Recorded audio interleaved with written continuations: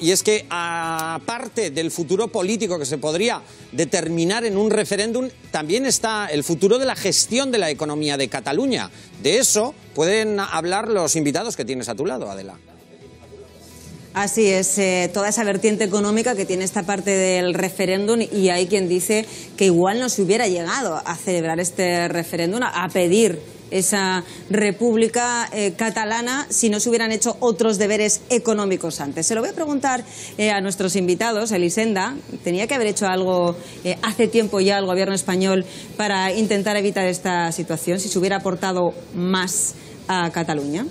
Bueno, es posible que lo que ocurre es que el tema económico es solo una de las vertientes, no es la única, porque la sentencia del Tribunal Constitucional no afectó demasiado al tema económico, que ya había quedado rebajado en las Cortes españolas. Afectó más a la lengua, afectó más a la bilateralidad, a las competencias. En cualquier caso, es cierto que hay una parte de la población de Cataluña que se ha vuelto independentista en los últimos años, que quizá en aquel momento, hace unos años, pues se hubiera quedado satisfecha, digamos, con un acuerdo tipo el concierto vasco. Económico vasco. El concierto económico vasco. Pero esta situación, esto ya digamos que está bastante superado por parte de la mayoría que apoya la independencia. De todos modos, quería solo matizar una cosa, corregir una pequeña cosa que la has comentado tú, pero no es culpa tuya, sino que ha corrido mucho por todos los medios de comunicación en España, que es esto de la frase "España nos roba", como si la hubiera dicho Pujol, como si le hubiéramos dicho. La frase "España nos roba" la dijo exclusivamente Alfons López Tena, un notario que fue vocal del Consejo del Poder Judicial y luego creó un partido que se llamaba Solidaritat Catalana por la Independencia y estuvo en el Parlamento en la legislatura 2010-2012 exclusivamente. Hay un imaginario, ¿verdad? Sí, hay un imaginario.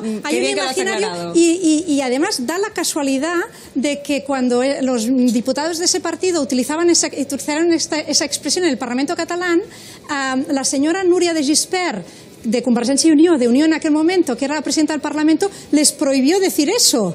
Y luego hubo todo un rifirrafe. ¿Y cuánto hay de cierto o de falso en esa frase? Con lo cual la manipulación que ha habido en estos últimos años en el resto del Estado ha sido brutal.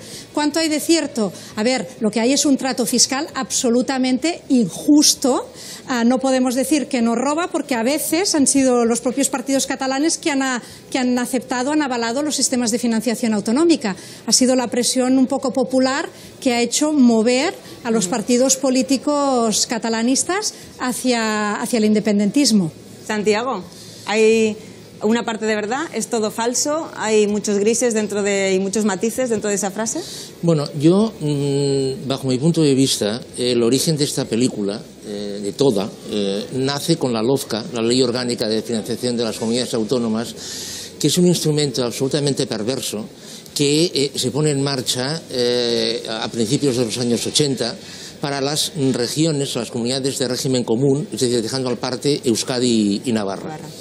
Entonces, esa ley, que se le ha dado mucha interpretación, tenía un único objetivo: aproximar las rentas medias de las regiones más ricas hacia la media y las regiones más pobres hacia la media, pura y simplemente a base de quitar de las más ricas para dar a las más pobres, pero sin fomentar el crecimiento económico. Es decir, aportando más de lo que se recibe. O sea, no, eso por descontado, pero es que no voy por ahí. Es decir, si se hubiera dicho, bien, Extremadura va a recibir el 17% de su PIB cada año de las regiones que dan, no entrando si esto es correcto o no, pero este 17% va a tener que servir para fomentar el crecimiento económico de Extremadura, pero es que no ha sido así.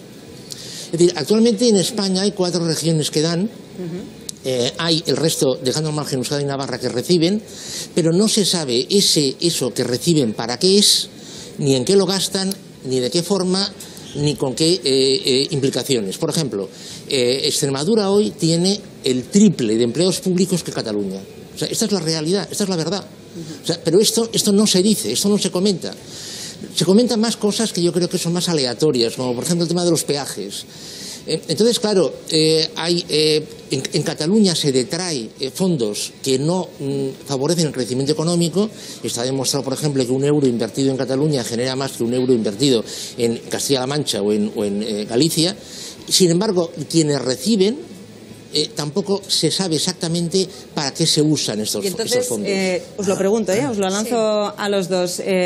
¿Fuera de España Cataluña sería más rica, sería más próspera? Santiago. Bueno, yo a este respecto, esto liga indirectamente con el tema de si Cataluña sería viable económicamente o no, ¿no? Claro, la viabilidad se entiende desde un punto de vista si es factible, ¿no? De Guindos dice que sería una catástrofe, bueno, ya, mundial. Sí, bueno, pero es que el señor de Guindos, para decir eso, se basó en un informe que no tiene ni autor ni nada. Es decir, que yo sepa, hay igual tú me corriges, que yo sepa, hay 300 estudios e informes que demuestran a ver, los números evidentemente nunca cuadran, pero bueno. Se puede interpretar. Bueno, 300 estudios que avalan la viabilidad económica de Cataluña. De una Cataluña independiente, y 10 que dicen que no. Entonces, claro, dices, bueno, aquí ya de entrada... ¿Y por qué de Guindos? Mira, es que son declaraciones de ayer. Decía, claro, con el reparto del FLA, que justo se acaba de hacer, a Cataluña le toca el tercio de los 6.200 millones, dice Cataluña, les financiamos como una madre, no como una madrastra. Pero es que eso es una perversidad, lo que ha dicho el señor ministro de Economía. Es decir, el FLA es lo más perverso que existe. El FLA es cobrar a Cataluña unos intereses por darnos un dinero que previamente se ha quitado. O sea, es que sí, esto no tiene a ver, sentido. es que para que lo entiendan, en Euskadi, claro, el sistema de financiación autonómica de régimen común es completamente opuesto al que tenéis vosotros. Es decir, aquí, en Cataluña, de los impuestos que se generan en Cataluña, la Generalitat de Cataluña recauda aproximadamente el 6%. Solo recauda el impuesto de sucesiones y donaciones y el de transmisiones patrimoniales. Todos los impuestos, IRPF, sociedades, IVA, etcétera, los recauda el Estado español. Y luego, a través de una fórmula que se tiene que pactar con otras 16 comunidades autónomas, si contamos Ceuta y Melilla, que se sientan todas en la mesa y que todas piden pues un factor, ninguna quiere salir de la mesa con un cambio que la haga salir con menos dinero, pues se pacta qué cantidad nos van a enviar. Esa cantidad que nos van a enviar nos deja, no es solo el hecho de que no se haya fomentado el crecimiento económico, es que se sobrenivela. Es decir, lo que nos acaba llegando de financiación autonómica nos deja por debajo de la media española. Por ejemplo, una cifra muy concreta: lo que tiene la Generalitat de Cataluña para gastar en los mismos servicios y competencias que tiene la Junta de Cantabria son 800 euros menos por persona y año. 700 euros menos por persona y año que la Junta de Extremadura para gastar en los mismos servicios y competencias de educación, de sanidad. Entonces, claro, es un sistema absolutamente irracional, en el que además no es cierto que sea para ayudar a las más pobres. Hay regiones ricas, más ricas que la media española, como son Cantabria, La Rioja, Aragón y algunos años Castilla y León, que son receptoras netas de fondos de solidaridad y que acaban teniendo más euros para gastar en servicios que Valencia, que el País Valenciano, que Cataluña, que las Islas Baleares.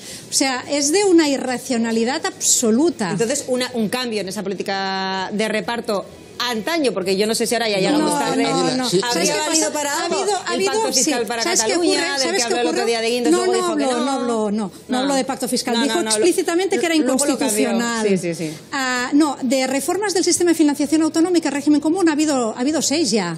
Y ahora toca la 7ª, porque cada 5 años. Pero es imposible negociar en una mesa en la que estás en absoluta minoría. Y además, después de la sentencia del Constitucional, quedó más reafirmado todavía que no se puede establecer una relación bilateral entre Cataluña y el Estado, que todo es en esta mesa en la que el Estado se sienta con el 50% de los votos y el resto de comunidades autónomas con el otro 50%. Santiago. Yo, bajo mi punto de vista, lo peor de esta relación, lo más peor de esta relación, es que es el famoso principio de ordinalidad, ¿no? Es decir, resulta que Cataluña, después de dar, si no queda claro, por favor, pregúntame, Adela.